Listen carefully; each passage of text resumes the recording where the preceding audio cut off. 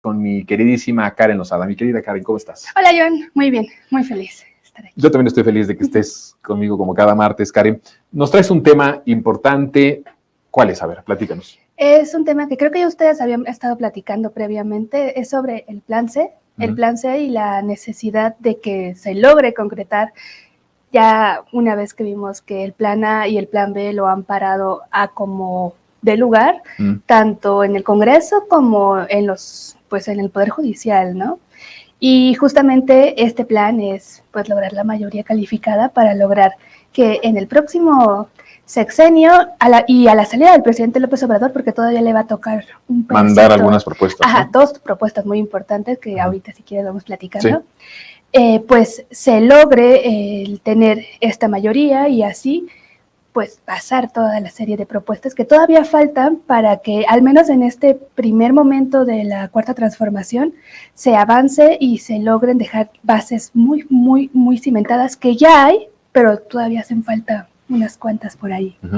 Sí, y es sobre eso, sobre todo para hacer un llamado a la reflexión, que creo que es bien importante. Por un lado, de la importancia de que sí se logre hacer este camino, que esta ruta se consolide, y por el otro, que creo que es todavía más prioritario, para que se logre, o si es que se logra, se tenga la responsabilidad política para que valga esta mayoría y sobre todo que sí sean perfiles acordes a las necesidades de las personas, porque creo que es un debate que ahorita está muy en boga. ¿Quiénes son los representantes que llegarían a conformar esta mayoría calificada? Bueno, por un lado está ese tema de quiénes son los perfiles, claro, y por el otro lado el objetivo del plan, que tiene que ver, como tú bien lo dices, para seguir profundizando la transformación y que tiene que ver directamente con una responsabilidad que va a recaer en nosotros, como pueblo, como sociedad, ¿no? Nosotros somos los que vamos a decir. Algo muy interesante del presidente, Karen, no sé cómo lo veas. Ahora, no solamente se dice, pues voten por los diputados y senadores de la 4T o de Morena para que podamos seguir transformando. No, ya le pone nombre y apellido a las leyes o a las propuestas por las que tenemos que ganar esa mayoría en el Congreso para que pasen. Y una de esas tiene que ver con el Poder Judicial, ¿no? Que es esta cuestión tan ilógica de poder decir 8 o 9 ministros deciden lo que 30 y tantos millones de mexicanas y mexicanos votamos en 2018, pero más allá de eso, de esas cifras que son las cifras con las que llega López Obrador, con el abrumador respaldo popular, 70-80%. O sea que 9 ministros echen para atrás algo que respaldan millones y millones de mexicanos. Muchos más de los que votaron por López Obrador en 2018. Sí, eso me parece bien importante, porque ya se está dejando una agenda mínima que tienen que cumplir las siguientes mayorías que lleguen al Congreso, que yo confío en que sí se pueda, aunque muchos opinólogos de la oposición digan que se quiere lograr un Estado absolutista y eso va en contra de la democracia, pues claro que no. Si nosotros como pueblo votamos por una opción, ¿por qué va a ser antidemocrático si es una mayoría abrumadora la que lo está apoyando, ¿no? Claro. Y una de estas reformas que ya están dentro de la agenda es la del Poder Judicial, justamente. Concuerdo con lo que acabas de decir. ¿Por qué 8 o 9 personas que se sienten el poder supremo por encima de los otros poderes van a decidir sobre el futuro de pues millones de mexicanas y de mexicanos? ¿Y por qué es que se está permitiendo eso ahorita? Bueno, pues ellos se amparan en el marco jurídico y demás. Pues justamente esa es la reforma que se busca implementar, que la gente, que el pueblo decida quiénes son los que van a estar representando ese poder que parece intocable, que parece ajeno a todos y que se siente con la facultad de decir qué sí es legal y qué no es. Y decir que es legítimo también, ¿no? ¿Por qué una iniciativa enviada por el presidente, avalada por el Congreso, ambos electos democráticamente, la van a echar para atrás ellos, amparándose en temas, ya lo dijo bien el presidente, ¿no? En el Plan B, se ampararon en temas políticos, Aunque ellos dijeran que son meramente jurídicos y faltas administrativas, el tema era político. Sin duda. El tema era de fondo era político. Y es sobre eso, sobre lo que se están amparando ellos. Este poder que además está inclinado, eso es importante. No está impartiendo una justicia equitativa, sino que está inclinado hacia un sector que ha perdido todo y que va a seguir perdiendo todo en las urnas. Sí. Y son uno de sus tantos espacios de los que todavía se amparan, pero este es muy poderoso y muy peligroso. Sí. Algo que decías de las mayorías, bueno, en las democracias que ellos tanto quieren, ¿no? Las europeas y todo, no se logra tener primeros ministros sin mayorías. Se tienen que construir esas mayorías. Pero aquí en nuestro país, un medio de comunicación sacó, después de que el presidente hablara sobre el Plan C, como si fuera un escándalo el que se llamara justamente a crear una mayoría, ¿no? Tramposamente, porque en el pasado, cuando existió, y aquí yo he platicado cómo nace el PRIAN legislativo, que nace justamente con la reforma política de Carlos Salinas de Gortari, que justamente por la cual nace el IFE y el INE, por lo que yo digo que el IFE y el INE, aún con lo que pasó ahora los nuevos dirigentes del INE, ese INE es un INE salinista, es una institución salinista que tiene que ver con toda la planeación del proyecto salinista. Y ahí fue cuando ellos dicen ahora no se crean mayorías, pero sí siempre actuaron de esa forma, el PRI y el PAN armando mayorías para el FOBAPROA, para aumentar el IVA, para las privatizaciones, para el saqueo, para todo. Y ahora se asombran de que haya una alianza, el presidente llame a una alianza popular, con una representatividad política, pero que tenga su espíritu en el poder popular, que esa es la democracia, el poder del pueblo y para el pueblo. Se asombran y se escandalizan de este llamado para profundizar la transformación. Sí, y sumaría también las mayorías absolutas que estuvieron durante las contrarreformas de Peña Nieto, ¿no? Ahorita que está muy en boga, y estamos en el contexto del Día del Maestro, la contrarreforma educativa, pues no fue por una mayoría que se aprobó en fast track. Ahora les da miedo y ahora están negando, como siempre lo han hecho. Creo que eso es importante de mencionar.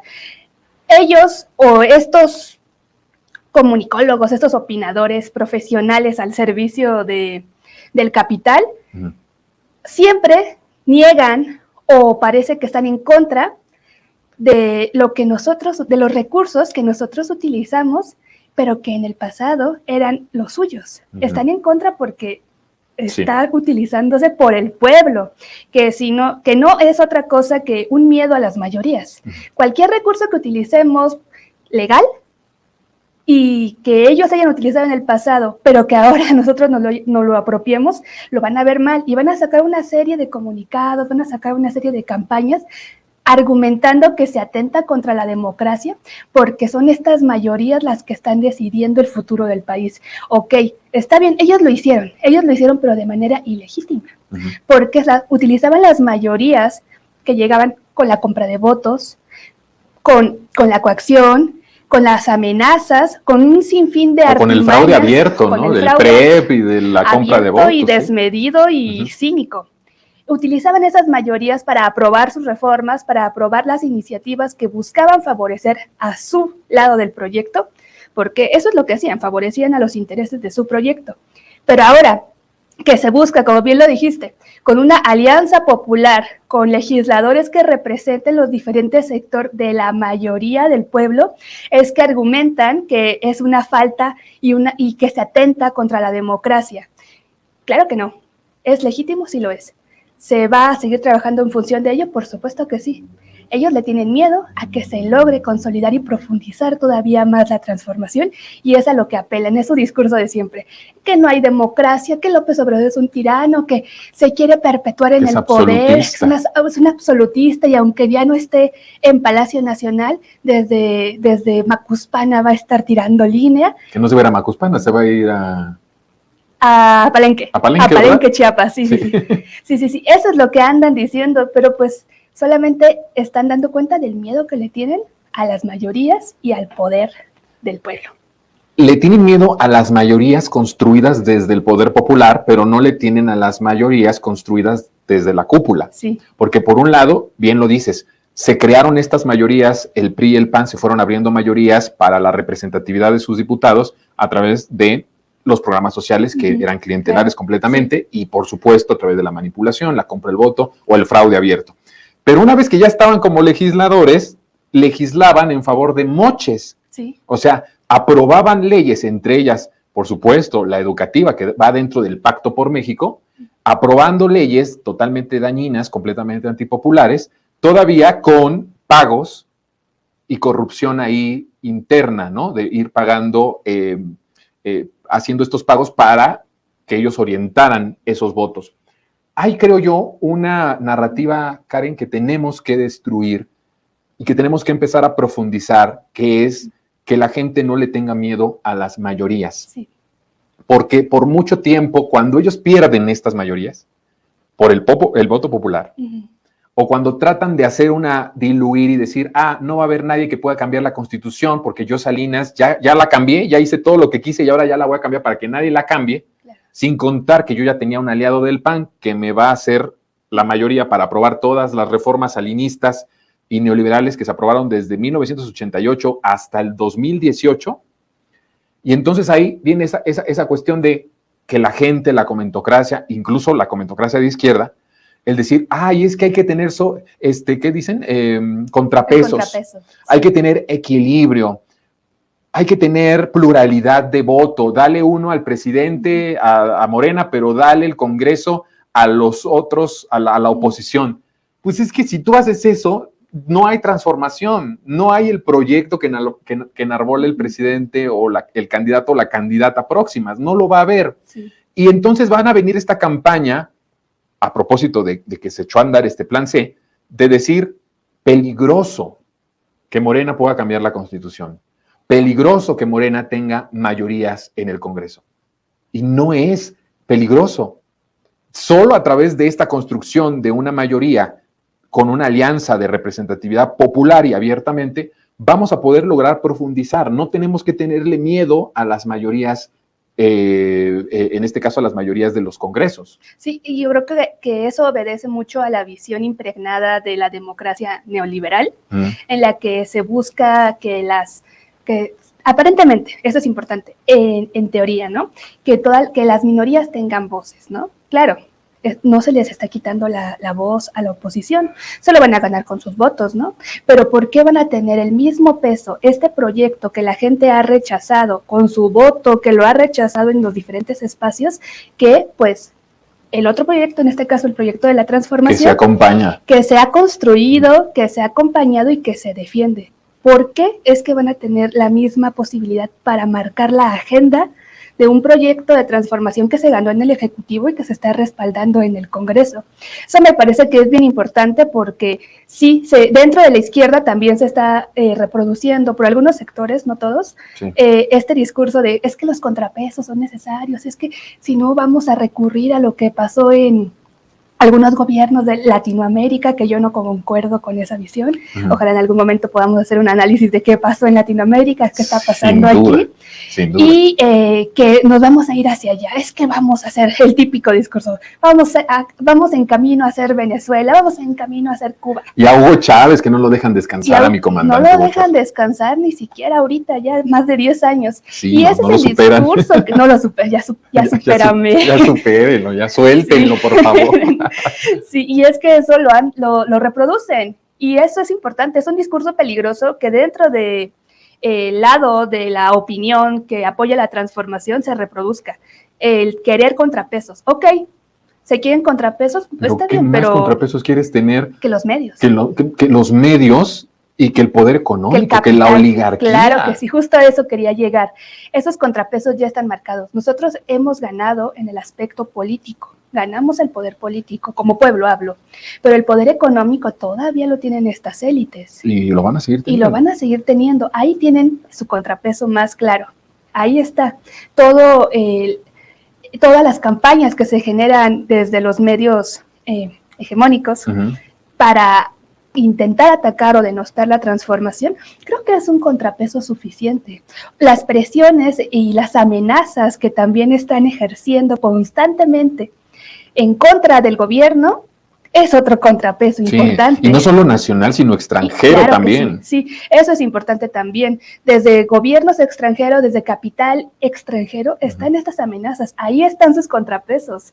Nosotros vamos a ir, o se busca trabajar para que se gane la mayoría calificada, que antes de que el presidente deje y nos duela en el alma que nos abandone, sin duda. Se logre consolidar este pedacito de transformación, porque la transformación tiene que ir para largo, ¿no? Este es el primer pedacito, el más importante, pero se tiene que avanzar en estas reformas cruciales para lograr una democracia verdadera.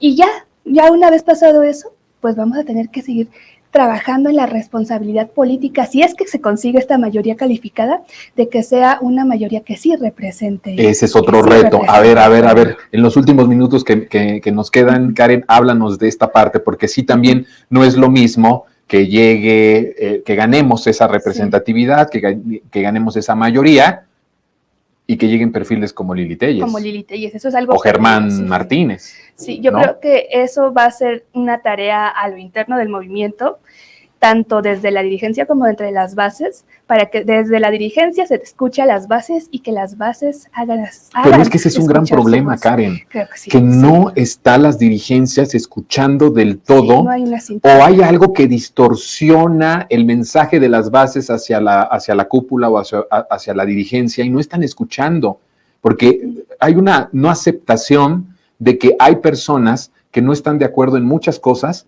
y no por eso eres un separatista, o eres un traidor, o eres todo lo que les pueden decir a esas voces que legítimamente están diciendo, ojo con esto.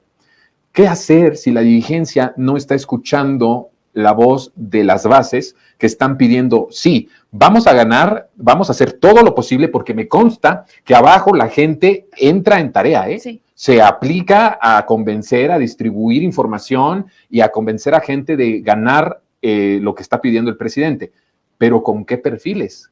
¿Qué perfiles tú nos vas a dar a los que nosotros les vamos a dar esa mayoría? ¿Otra vez vamos a tener esos perfiles como Lili Téllez, como Germán, como otros tantos? Sí, yo creo que ese es el reto más importante que hay para que se logre así totalmente, que la gente se incline hacia una mayoría calificada. Se ha perdido ciertos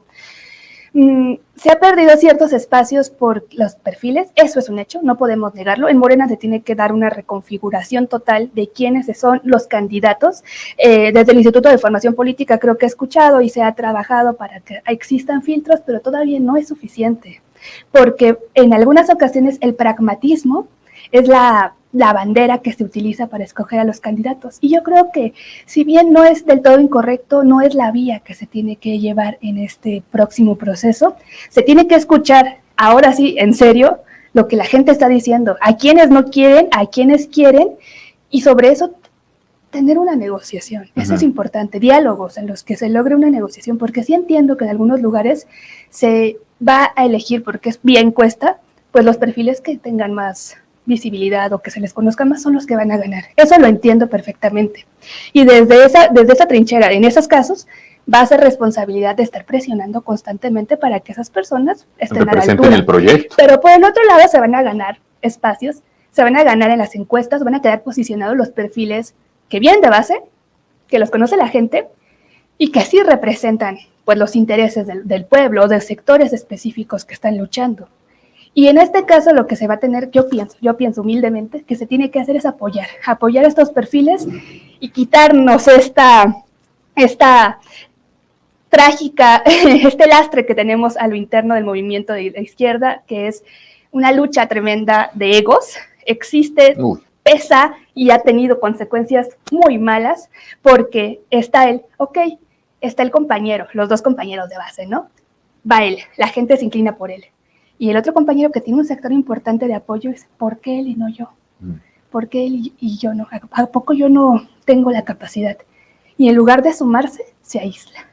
Y eso también genera rupturas muy fuertes desde las bases que tenemos que evitar. Yo sí hago ese llamado a que evitemos las rupturas entre compañeros de base.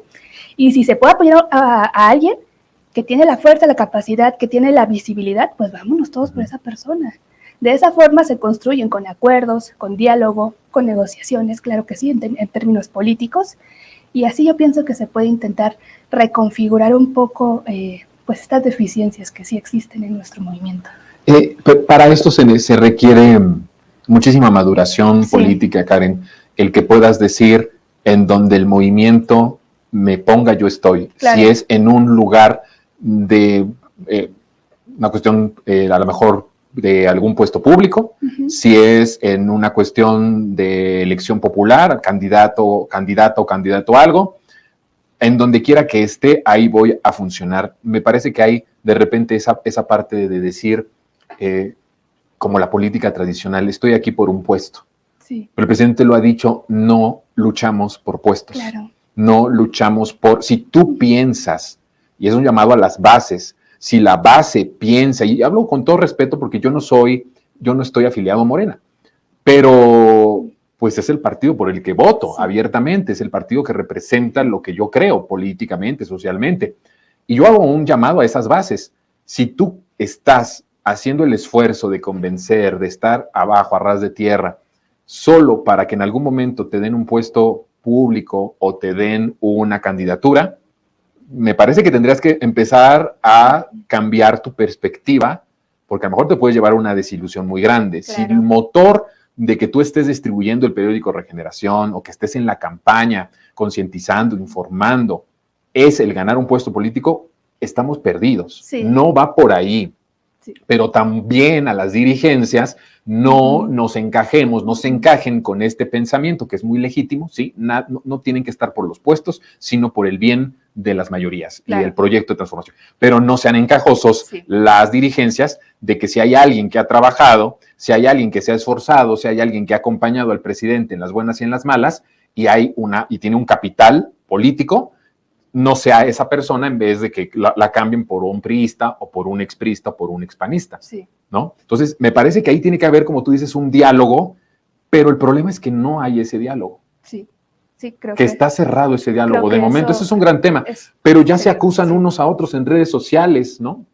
Que si estás con Ackerman o que si estás con Mario Delgado, y ya hay una división entre periodistas, entre influencers de izquierda o tuiteros de izquierda o periodistas de izquierda, o intelectuales de izquierda, ya hay una división.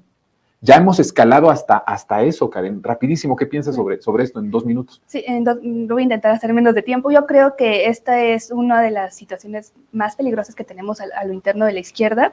Ya existe una polarización muy fuerte entre nosotros. ¿Es sano? Sí, parcialmente me parece que es muy sano que exista el debate. El problema es de qué manera se ha encauzado este debate en el que parece que tu compañero con el que construiste por años un proyecto ya es tu enemigo. Sí, y es a destruir. Y es a destruirlo totalmente a él, y se nos olvida quiénes son los adversarios, que no enemigos, los adversarios reales. Y ahora toda la contienda y todo el debate se da aquí, a lo interno, y con un odio, y a veces con algunos argumentos de carácter personal que creo que rebajan mucho el nivel de debate, de diálogo y de propuestas.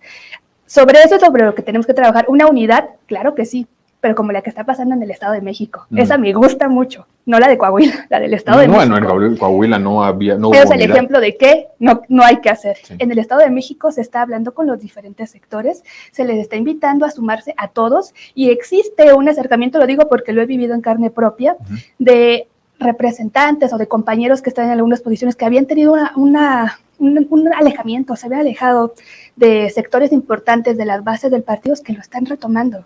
Y del otro lado se está respondiendo porque se entiende la necesidad de que se vaya en unidad, una unidad construida mediante el diálogo, hacia ganar un proyecto, hacia poner un proyecto por encima de todos los conflictos del pasado. Sobre eso creo que es sobre lo que tendríamos que estar pensando en avanzar el próximo año ya. Bueno, estamos ya muy cerca estamos a semanas de la elección del Estado de México y de ver lo que va a pasar en Coahuila, que va a ser dolorosísimo, y por otro lado, pues ya a meses de que inicie abiertamente el proceso de sucesión presidencial para 2024. Lo vamos a comentar. Yo reitero, somos compañeros, no somos enemigos, independientemente de por qué corcholata, por qué lado estés, somos compañeros, aquí no somos enemigos. Y el fin tendrá que ser seguir transformando a nuestro país. Querida Karen, gracias, siempre es un gusto. Sí, muchas gracias. Y vamos a hablar de esto de la unidad en los siguientes martes, ¿te parece? Me parece muy bien. Importante. Sí, me parece. Y aquí lo hemos estado insistiendo mucho. Muchas gracias, Karen. A nosotros también ya nos despedimos, nos vemos mañana miércoles. Mi nombre es Jonathan Pérez, que esté muy bien, buen provecho.